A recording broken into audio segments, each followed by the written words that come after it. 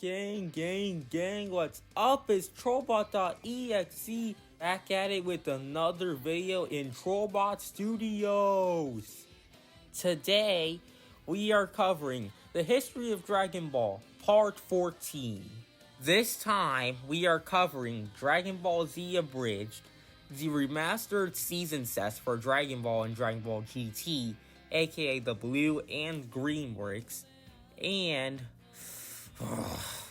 Dragon Ball Evolution. Woo, doggy, I'm going to enjoy this. Anyway, before we have another 15-minute long video, let's go for that good old recap. Yee! Last time on the history of Dragon Ball, I covered how Dragon Ball GT was released in the US.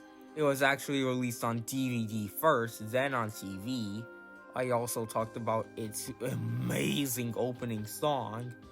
Later in the video, I covered the Ultimate Uncut Special Edition of Dragon Ball Z from 2005, and how strangely they only released the first 27 episodes on home video. They canceled the rest of the episodes because of the remastered season sets for Dragon Ball Z, aka the Orange Bricks. I temporarily ripped into them and how bad they are. Why was Funimation so confident in them? Why? And before this video begins, remember when I talked about Trollbot Gaming back in parts 5 and 6? Yeah, you thought I forgot about that? Well, the only thing that's stopping me is that I have absolutely no idea how I want to format it. Yeah, that's all. Anyway, let's start the video.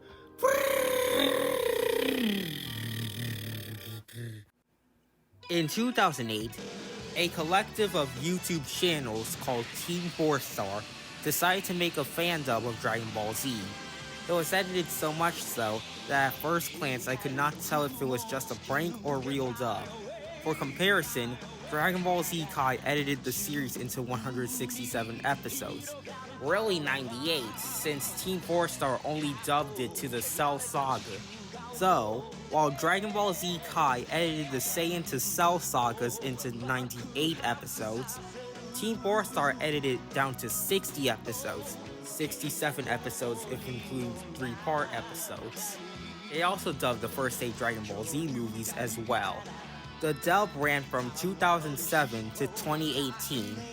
They stopped at the Cell Saga in 2018 because their hearts weren't in it anymore. It is incredibly controversial because on one hand people love it, and on the other hand people hate it. I actually heard that Toei Animation really hates the dub. Well, there's one thing we can agree on. My main gripe is that the Dragon Ball Z anime was butchered beyond recognition in this dub. Anyway, let's get back on track with the Dragon Ball and Dragon Ball GT remastered season sets, or the blue and green bricks. In 2008, the Dragon Ball GT green bricks, which are nothing to really note about, were released. The only thing I really have to say about Dragon Ball GT is that they mark Dragon Ball GT as having 2 seasons. I do not know how many seasons it had on Toonami, but okay. Now let's get on to the Dragon Ball Blue bricks, which, in my opinion, are probably just as bad as the Dragon Ball Z Orange bricks. One good thing about it is that Funimation finally, after 14 years, got back the rights to the first 13 episodes and the first movie. Yay! My main gripes is that unlike the Z and GT bricks, the Dragon Ball Blue bricks did not keep the Japanese title card and credits. Oh, and they also used the wrong animations, as they used the first animation for the entire series. Funimation made and released their uncut dub of Dragon Ball Z Movie 1 on December 26, 2010. That's when it was released. Fun fact, this is 21 years to the day after Harmony Gold released their dub of Dragon Ball Z Movie 1. Whew. Now, the part I've been dreading, Dragon Ball Evolution. Why do I have to cover this awful? Anyway, here we go! In 2009, a live-action Dragon Ball movie was announced, and everyone was understandably hyped, because it's a live-action version of Dragon Ball. Sorry, I'm just trying to hide my frustration about this film. It was also the very first Dragon Ball movie to ever be originally released directly to theaters in America. It was also the first Dragon Ball movie made in America. But before we get further into it, let's go over Dragon Ball's brief live-action history in the Far East.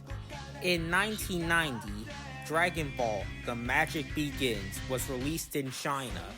It was a low-budget affair. The next year, Dragon Ball: Fight Son Goku, Win Son Goku was released in South Korea. It was also a low-budget affair. Yeah, there isn't really anything to note about these things, as I'm probably going to cover them in another video.